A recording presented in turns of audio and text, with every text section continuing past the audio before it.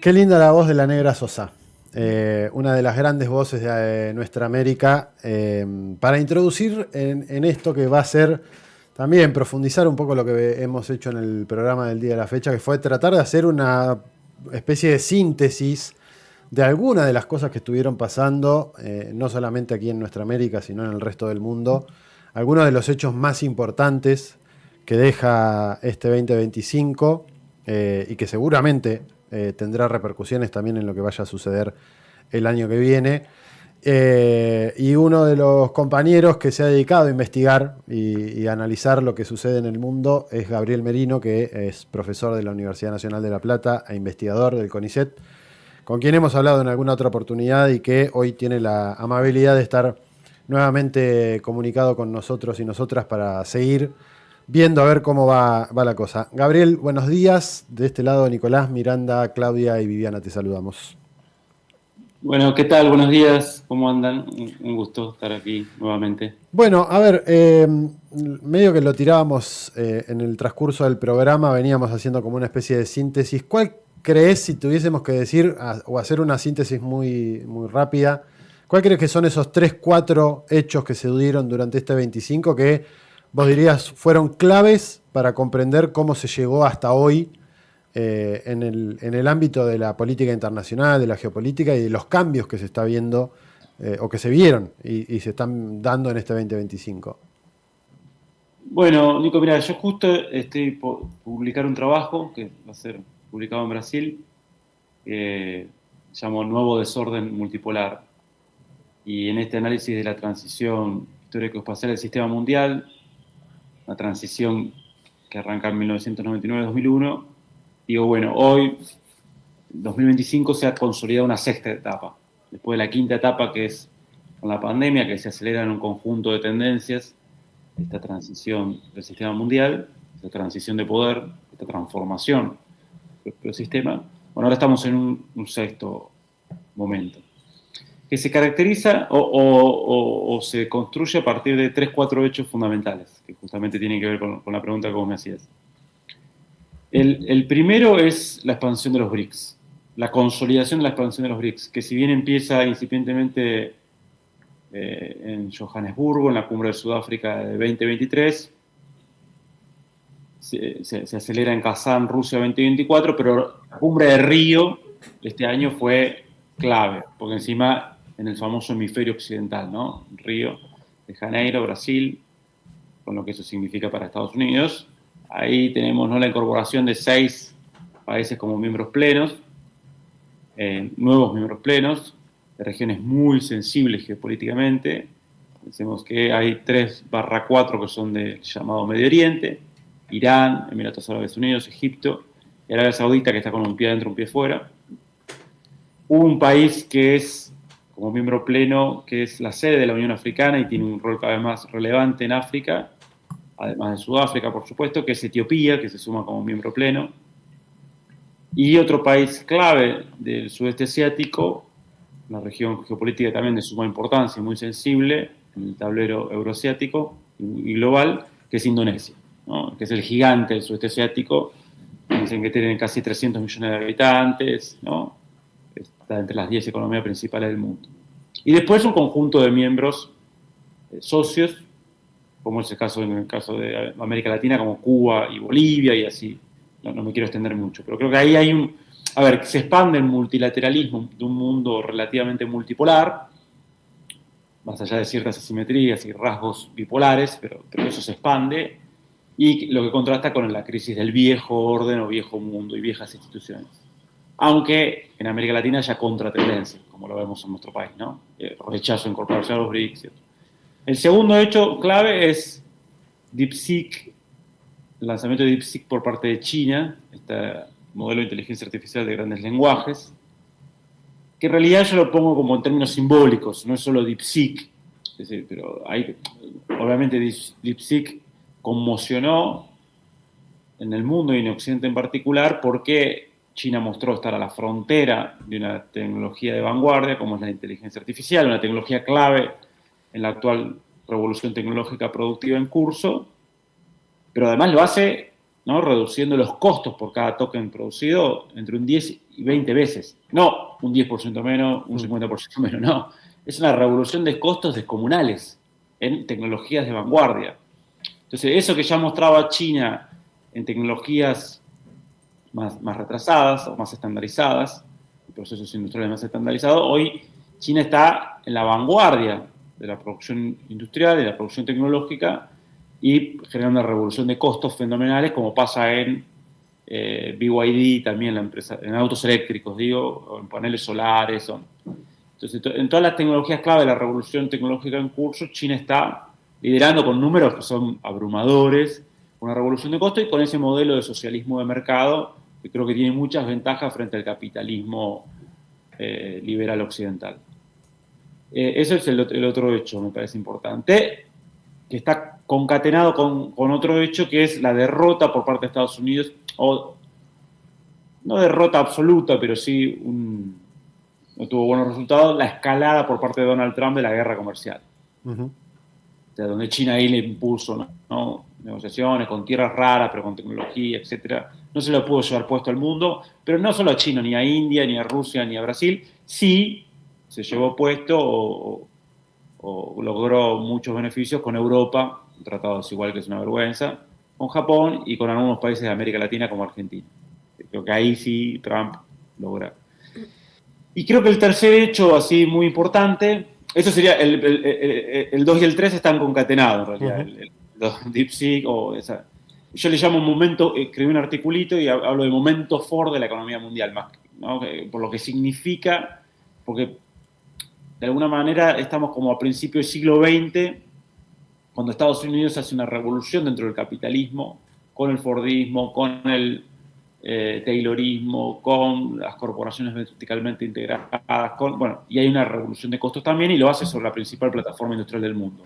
Bueno, así como vimos ese momento Ford, creo que ahora estamos viendo algo parecido con China, con una plataforma industrial que es más que la suma de la plataforma industrial de Estados Unidos, Alemania y Japón juntos, y eso está relacionado con esto de la guerra comercial, obviamente, y los resultados para Trump. No solo es tierras raras que tiene China. China le dijo, bueno, si vos no me aflojás, yo no te vendo tecnología de punta. Eso es lo que antes hacía Estados Unidos. Bueno, y volviendo, ahora sí, el tercer / cuarto hecho clave es la victoria de Rusia en Ucrania. Es una victoria progresiva, relativa, pero es una victoria que ya está dada. Hay que ver cómo eso se termina de procesar, de cristalizar, pero ya algunos de los objetivos centrales de Rusia los consiguió. El primero y fundamental es que esta mirada del occidente geopolítico dominante a partir de 1992, después de la caída de la Unión Soviética, que era borrar a Rusia como gran jugador geoestratégico, debilitarlo estructuralmente, haciendo que, por ejemplo, todas las ex repúblicas soviéticas queden bajo la órbita occidental, como dijo Paul Wolfowitz, referente de los neoconservadores estadounidenses, después ministro de Defensa de Bush y presidente del Banco Mundial. Bueno, esa gran cuestión que era dominante, eso murió. Ya, de hecho, el propio Trump reconoce que ya Rusia es un jugador fundamental. Pero además, ya todos reconocen que Ucrania no puede ingresar a la OTAN. Ya de alguna manera todos a regañadientes en Occidente dicen, bueno, los territorios filorrusos que efectivamente Rusia conquistó en el este y en el sur, Crimea, Donetsk, Lugansk, Kherson y Zaporilla, por lo menos lo que ya controla, eso no lo podemos recuperar. Y Ucrania está muy débil, es cada vez más difícil de sostener y tiene un problema clave en términos de fuerza en soldados, ¿no? En combatientes para poner en el frente. Y esta guerra de desgaste de Rusia tiende a cada vez producir más daño a Ucrania y la negociación, cuanto más tarde, creo que puede ser peor para Ucrania. Me parece que ahí tenemos 4 hechos que son fundamentales.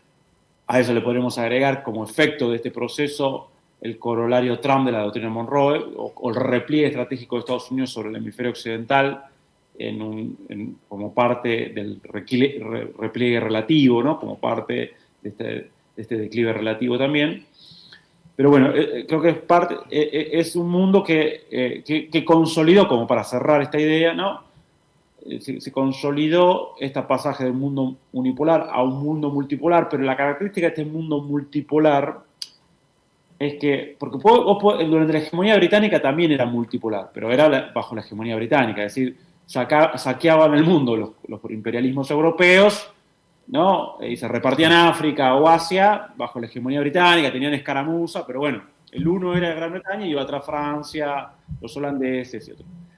Creo que la clave de esta multipolaridad es que hay un quiebre de la hegemonía estadounidense, un caos sistémico, que el mundo se está volviendo post-occidental, ¿no? El centro de la acumulación económica, pero también de poder cada vez más está en Asia, y obviamente China ahí se destaca, pero también India, el sudeste asiático, la reemergencia de Rusia. Bueno, todo eso consolida en desorden multipolar por eso, porque hay una apariencia de nuevo orden, pero en realidad no es un nuevo orden, no hay Yalta o Potsdam. Sí, el conflicto va a profundizarse, pero sí se consolidó esta característica multipolar relativa y asimétrica, y un nuevo momento, ¿no? Ya un sistema que empieza a tener esos rasgos post-occidentales, y donde la propia estrategia de seguridad nacional de Estados Unidos reconoce en uno de sus párrafos que el núcleo del sistema mundial hoy es lo que ellos llaman Asia-Indo-Pacífico. Dice, ahí está el 50% de la economía mundial.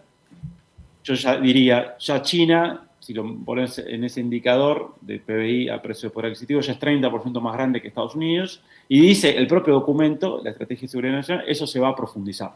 Entonces, ese es el mundo que creo que se consolidó en este 2025. Sumado a esto, hace algunos días, horas, no sé realmente cuánto pasó, Alexander Dugin, el filósofo ruso, medio como lo citaba en la editorial del programa de hoy, medio como que tiró a modo de provocación, creo yo, más que de dato concreto, que si Estados Unidos abandonaba el globalismo, podía ser un jugador más de los BRICS, que como que tenía un lugar reservado para entrar ahí. Una cosa que hoy a simple vista parecería descabellada o que no puede llegar a suceder, pero se da en un contexto de varias cosas que señalás. Una, la nueva doctrina de seguridad nacional, lo que estuvo circulando de la idea de Donald Trump de crear un C5, un Core 5 con Rusia, China, India y sumado a Japón como contrapeso. Y ahí se ve también, como Dugin dice, como la forma maga de llamar a la multipolaridad, o como matiza Pepe Escobar de la multinodalidad, o múltiples centros o policentros de poder que empiezan a ser los que toman las decisiones. Y una de las cosas que dice es, estamos como saliendo de los estados nacionales para pasar a estados civilización. Y habla, y en esas reflexiones habla de una cuestión de que realmente esos estados civilizaciones que tengan una lógica geopolítica particular, una economía particular, y que demuestren, y que hayan demostrado valía para poder ser parte de la mesa de reordenamiento, van a ser los que estén jugando en esa liga. Y ahí pone a la India, a Estados Unidos, a Rusia, a China, y en menor medida a otros actores como podría ser Brasil, Turquía, Japón. Hay algo de eso, se está reconfigurando de esa manera, por eso también lo caótico de lo que mencionás.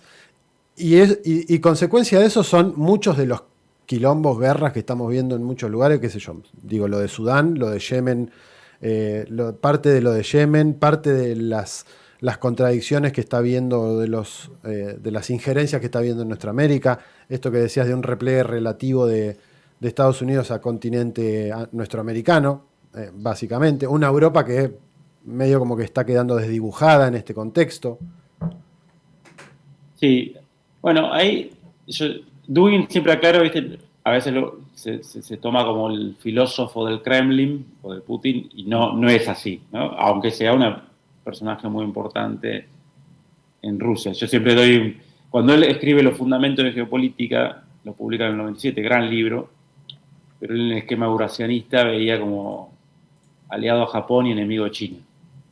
En el mismo momento, lo que después va a ser la herencia de Putin, Primakov, Sergei Primakov, el gran canciller y ruso que puso los pilares con su doctrina, que se llama la doctrina Primakov, justamente de la idea de un mundo multipolar y el eurasianismo, ya estaba dibujando en el 97 el triángulo geoestratégico India-China-Rusia, como propuesta para compensar al mundo unipolar y construir ese eurasianismo. Y ya estaba en el 96-97, 96 arranca los 5 de Shanghái, y 97 ya China y Rusia hacen una primera declaración conjunta en el Consejo de Seguridad de la ONU de la necesidad de avanzar a un mundo multipolar. Digo esto porque, fíjate ahí que Dugin estaba en otra, a la que, por lo tanto, no es exactamente lo que piensa. Dugin tiene ahí también una cosa muy Huntington. O sea, claro. Huntington, el choque de civilizaciones. Claro, las civilizaciones, y bueno, sobre cada civilización, una entidad política.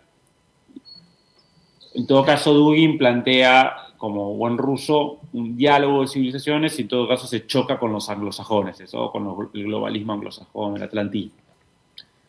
Entonces, bueno, a ver, yo creo que algo de eso hay, pero lo pongo como con otras conceptualizaciones o otra perspectiva para matizar. Yo lo que veo, uno es definir cuál es la contradicción principal. Para los globalistas la contradicción principal es democracias versus autocracias, dictadura, ¿no? Entonces el mundo libre versus comunista. Los globalistas y los neocon también abrevan en esa. Uh-huh. Para los MAGA es globalistas versus nacionalistas. Y acá también lo reproduce, qué sé yo, los morenos, ¿no? Los que se alinean bien al trumpismo desde el peronismo, lo que fuera. Ahora, yo creo que en realidad la contradicción es entre el polo de poder anglo-estadounidense, con sus distintas fracciones y sectores, y los polos emergentes. China, Rusia, India. Por eso cuando todos me decían, no, ahora va a arreglar Trump con Putin, ni loco. Eso no va a pasar, porque no están viendo el proceso histórico. De hecho, Trump, por todos los motivos, trató de debilitarlo a Putin para llevarlo a una negociación más débil y no lo logró, y eso reforzó incluso los acuerdos con India, los acuerdos con China. También intentó debilitar a India para decir, no compra más petróleo ruso. India se plantó. Bueno, eso no es tan así. Lo que sí sucede es que, obviamente, la línea MAGA, dentro del occidente geopolítico, es más funcional a esa idea de mundo multipolar o multicéntrico. A mí me gusta esa idea también, multicéntrico, ¿no?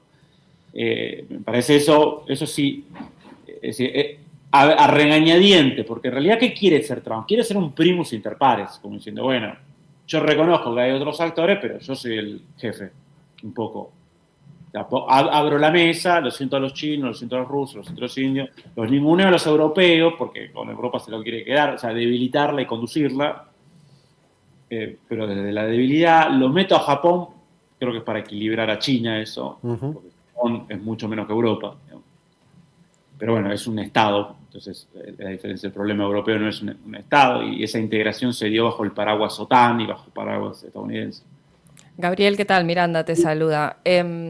Bueno, recién hablabas de algo que a mí me parece interesante, ¿no? Durante varios meses Estados Unidos intentó instalar, ¿no?, la narrativa de que la administración de Trump de alguna manera había inaugurado una nueva etapa, si se quiere, de diplomacia activa y eficaz en Asia, ¿no? Recuerdo ese acuerdo firmado de paz firmado entre Tailandia y Camboya, que Trump salió a decir, ¿no?, que era de alguna manera un triunfo personal o una prueba de su capacidad, si se quiere, de traer la paz donde otros habían fracasado. Pero bueno, los hechos recientes de alguna manera demuestran o desnudan una realidad distinta, donde esa paz quizás no es tan sólida, no es estructural y mucho menos sostenible. Y la pregunta quizás que me surge es, bueno, ¿hay realmente un deseo de Estados Unidos de buscar la paz ahí o ganar tiempo mientras se profundiza de alguna manera la desestabilización de ese entorno asiático? Y en ese sentido, ¿qué capacidad ves en China para asumir, si se quiere, la batuta en el intento de estabilizar esa región, y si así como Estados Unidos menciona especialmente Asia e Indo-Pacífico en su estrategia de seguridad nacional, si el próximo plan quinquenal chino contempla de alguna manera y con ese énfasis también la importancia que está teniendo hoy esa región. Sí, a ver, Trump en esto intenta mostrarse como líder global y hace acuerdos de paz que no llevan a ningún lado porque no se resuelven problemas estructurales como los de Medio Oriente, digamos, ¿no? Gaza, ¿no? Ujú. ¿Qué acuerdo de paz vas a hacer si tenés 700.000 colonos israelíes ocupando Cisjordania? Es como, bueno, si firmás, haces que firmás, buscas el premio Nobel, qué sé yo, te mostrás cómo es eso. Creo que también hay una demanda interna, maga, que es, bueno, apostemos por la paz, basta de guerras interminables, que es cómo se procesa políticamente el problema de la sobreextensión imperial. Ya no podemos sostener todo eso, y guerras, e intervenciones, y déficit. Pero bueno, son las contradicciones que tiene el trumpismo. Por un lado dice eso, pero por otro lado aumenta gasto militar y pasa el billón de dólares. Porque tenés el sector MAGA, el sector neocon. El neocon conduce con Hegseth el Pentágono y conduce la Secretaría de Estado. Bueno, esto que hacen en Camboya y Tailandia creo que es parte de eso, de mostrarse, ¿no? Yo puedo resolver un problema, puedo ser el líder de la paz, puedo ser primus inter pares, vuelvo a liderar, pero después eso no sucede tanto en la práctica. Es más, creo yo que Estados Unidos está muy interesado en desestabilizar lo que pueda esa región, porque eso sabe que va en detrimento de los intereses de China. Y sobre todo sostener gobiernos que los puede ver como más aliados, y bueno, tipo Tailandia o tipo Filipinas, ¿no? Tratar de. Ahora, ¿qué pasa? No es que China en el último plan quinquenal, China ya viene trabajando en esa región, ya la lidera de 2013-14, ya cuando lanzó el RCEP y después, que es la Asociación Regional Integral y Comprensiva, que es la mayor área de comercio del mundo, 30% del PIB mundial nominal está ahí, incluso a Japón, los países del sudeste asiático, China, bueno, Corea. Pero entonces ya eso, China es el principal socio comercial de todos los países de la región. China se lleva bien, o sea, sostiene a Camboya en parte, pero se lleva bien con Tailandia. Y a Tailandia no es que se va a inmolar por los Estados Unidos. China, de hecho, con 10 países de la ASEAN ya está probando el yuan digital, que es esto que sustituye al SWIFT, y en vez de hacer una transacción internacional en 72 horas, las hacen 6-7 segundos y por 20 veces menos el valor o menos. Entonces, yo creo que en esa región lo que le queda a Estados Unidos, que creo que lo vas a intentar ahora hacer, es rearmar el Quad, que va y viene, que es India, Australia, Japón, Estados Unidos, que es el gran espacio de contención contra China. Va a intentar fortalecer eso. India se sienta, después, viste, juega como hacen los indios. Juega un poquito, se saca la foto, dice, sí, hay que contener a China, después va con China, arregla con China, ¿no? Tanta conducta de exportaciones, tanta inversión en tecnología. Hace ese juego de autonomía estratégica total. India, o sea, le conviene el Quad un poco, pero para India la mejor estrategia de contención a China, además de su propio desarrollo y crecimiento, más que un acuerdo con Estados Unidos, que lo tiene, es Rusia. Por eso es tan sensible en su relación con Rusia, y para ello es tan importante, porque eso es lo que equilibra en ese triángulo euroasiático, equilibra la relación con China. Por eso se enojaron mucho los indios cuando Trump les quiso decir, ustedes no pueden comprar petróleo ruso sancionado. Y ahí los indios pusieron el grito en el cielo y se fueron a sacar la foto con Xi Jinping. Entonces creo que ese es el escenario, y creo que ahí Estados Unidos, hay algo sintomático, cierro con esto, que el Estados Unidos de Trump trata de no insistir tanto con Taiwán. Creo que es parte de esa cuestión de, bueno, aflojemos con tantos frentes, dejemos de insistir ahí y deleguemos a Japón en todo caso eso, Japón se haga cargo. y repleguemos un poco en nuestro hemisferio, donde sí quieren sacar a China, como dijo Scott Bessent. Que sacar a China en realidad es decir, no es que no le vamos a vender soja a China, pero que sean los yanquis los que venden soja Argentina a China. Hola Gabriel, ¿cómo estás? Hola Viviana de este lado. Quizás una última preguntita para cerrar y teniendo en cuenta que nos quedan 5 minutos de Meet, preguntarte qué temas o qué ejes considerás que hay que prestarle atención para 2026 más que nada. Bueno, buena pregunta. A ver, yo creo que uno es en torno a Ucrania, que va a pasar, ahora hay una votación clave en la Unión Europea. A ver, los europeos le está costando un montón sostener eso. O sea, a Ucrania la tienen que sostener completamente. Entonces, lo que se juega ahora es si la van a sostener. Ellos decían, bueno, las reservas que le incautamos a Rusia, de 300.000 millones de euros o 200.000, bueno, hay que ver cuánto se puede usar. Esas reservas que le incautaron, se la quedaron, digamos, por lo menos están inmovilizadas, usémosla para sostener a Ucrania. El problema es que eso, Bélgica mismo, que tiene esa reserva, dice, o sea, esto es un lío para mí, pues nadie va a venir a poner un peso acá, porque yo ya hice este acto, ¿no?, de incautación, pasé por encima del derecho de propiedad privada y me puedo comer un gran juicio o una gran demanda de Rusia. Entonces hay una votación clave en estos días. El tema es que si no se consiguen fondos para sostener mínimamente Ucrania, ya ni siquiera esta resistencia, esta guerra de desgaste que va perdiendo territorio, Ucrania va perdiendo gente, ya ni eso se va a poder sostener, digamos. Entonces eso daría un cierre mucho más rápido. Entonces, bueno, hay que ver qué pasa ahí, pondría el foco ahí. Hay que ver qué pasa con la economía estadounidense. A ver, hay un conjunto de signos preocupantes y contradicciones que el trumpismo no está pudiendo resolver. Entonces puede haber en el horizonte una gran crisis económica con epicentro en Estados Unidos. Hay que ver cosas de China. O sea, China está haciendo, insisto, los datos que nos están llegando, de los saltos que está dando en materia tecnológica, etcétera, son impresionantes. Pero eso también tiene contracara. Creció el desempleo juvenil de gente altamente formada, por proceso, no sé, China está en un proceso de robotización descomunal, está poniendo más robots que todos los demás países juntos. ¿No? De automatización, de desarrollo de inteligencia artificial, ¿no? Ahora, eso también tiene como consecuencia, genera contradicciones. Bueno, una es este desempleo juvenil, o qué pasa en una China, ¿no?, que tiene, para ponerlo en otros términos, no solo para pensar China, cuando el Fordismo, no solo Ford, cuando Estados Unidos hace una revolución impresionante en términos productivos, tecnológicos a principios del siglo XX, eso después termina la crisis del 30. ¿Por qué? Porque vos ponés en el mismo mercado global entidades con diferenciales de productividad tremendas. O sea, uno produce, no sé, esta lapicera a $1 y el otro la produce a 10 centavos. Bueno, en un momento la de $1 tiene que morir. Eso se resuelve con una gran crisis.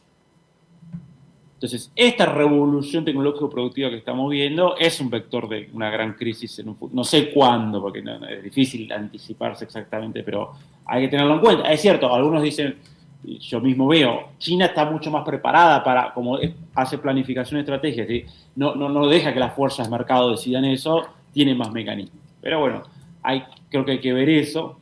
Hay que ver qué pasa con la batalla por América Latina. Trump va a poner todo la carne en el asador, vamos a ver qué pasa, ¿no?, en Brasil, Colombia, pero yo creo que esa dominación sin hegemonía es frágil, porque tiene poca zanahoria, mucho palo y poca zanahoria ahí en esa bolsa, en esa ecuación. Y es muy frágil la dominación sin hegemonía, porque eso lleva a un proceso de periferialización de la región, que ya estamos viendo. O sea, ¿se va a bancar a Argentina a firmar ese tratado desigual con Estados Unidos? No digo los movimientos populares, ¿se la va a bancar la industria farmacéutica? Que implica... Que ya están empezando a quejarse muchos. Sí, ya lo vimos con Macri esto también. Cuando empezó, ¿no? Y cuando esta fracción financiera con terminales en Estados Unidos e Inglaterra conduce, el problema no es que pagan los laburantes nomás, empiezan a pagar un montón de otras fracciones económicas. Bueno, ni que hablar de la industria. ¿Cuánto aguanta la UIA, ¿no? Haciéndose la tonta? Por ahora aguantan mucho porque están con la bicicleta financiera que le permite compensar las pérdidas en el sector productivo real. ¿Cuánto aguanta eso? Entonces, bueno, digo, eso que pasa en Argentina en realidad es también parte de un escenario regional. Por eso Brasil resiste, e incluso parte de sus clases dominantes se alían en eso con Lula, van a resistir procesos de periferialización o de subordinación total de Estados Unidos porque saben que es un mal negocio, básicamente, no porque por cuestiones ideológicas, no, porque ellos quieren, entre otras cosas, venderla a China, a India, a Asia Pacífico, porque saben que ahí está lo que crece en el futuro. Lo dice Trump en su propio documento de Estrategia de Seguridad Nacional. Entonces, bueno, ahí hay algunas cosas. Y bueno, ¿qué pasa con Europa, no? Eso es tremendo, porque va a un declive absoluto. Hay muchas cosas. ¿Qué pasa en África con la experiencia de Sahel? Si se puede sostener. Que tiene muchos desafíos ahí. El fundamentalismo islámico, como se le llama, el terrorismo islámico, Estado Islámico, Al-Qaeda y todos esos juegan muy fuerte ahí. Y obviamente hay muchos sectores que le conviene que eso sea así en Occidente. Bueno, hay un montón de cosas y los cines negros que siempre aparecen y que uno dice, mirá, cómo surgió esto, que no lo teníamos en primer plano. Gabriel, gracias por haberte tomado unos minutos un sábado por la mañana para charlar con nosotros y tratar de entender un poco mejor también qué puede venir, qué pasó durante este 2025, que lo decíamos hoy al principio del programa, fue como una cosa acelerada de cambios y de hechos que no terminaba de pasar uno y aparecía otro y aparecía otro y era como todo el tiempo una bofetada atrás de la otra. Y por lo menos nada hace pensar que el año que viene no va a ser igual o peor de lo que fue este año. Así que gracias por estos minutos, que cierres muy bien este 2025 y que arranques mejor el 2026. Bueno, les agradezco a ustedes, les agradezco también el esfuerzo de hacer este tipo de programas de apuestas que son cada vez más importantes para entender todo lo que nos rodea. Bueno, un gusto nuevamente estar acá y felicidades y nos vemos el próximo año. Abrazo grande. Abrazo grande. Charlábamos con Gabriel Merino, profesor universitario de aquí de la Universidad Nacional de La Plata, investigador del CONICET. Clarísimo, me parece, en las argumentaciones y en los planteos que hacía. Además, desde un lugar también no de estudioso de la materia. De hecho, su trabajo dentro de la universidad y dentro del CONICET tiene que ver con mucho de estos análisis y de prestarle atención a datos, a cosas, no a títulos periodísticos o a tweets, sí, sino o también eso, pero no solo eso, sino acompañado de un montón de otras lecturas y de complementos textuales, contextuales, conceptuales, históricos, que hacen a poder hacer muchos de estos análisis. Obviamente nos vamos a quedar a la expectativa y a la espera de ese trabajo que dice que va a estar publicando en breve. Así que vamos a chusmearlo. Sí, justo Gabriel Merino tiene un montón de publicaciones desde hace un montón de tiempo sobre este nuevo reordenamiento mundial. Hay una que habla específicamente sobre América Latina y China. Bueno, en algún momento la revisaremos a fondo, está buenísimo. Dicho esto, hacemos una breve, así muy chiquitita pausa y hacemos el sorteo porque ya se nos terminó el programa del día de la fecha, así que no se muevan del otro lado.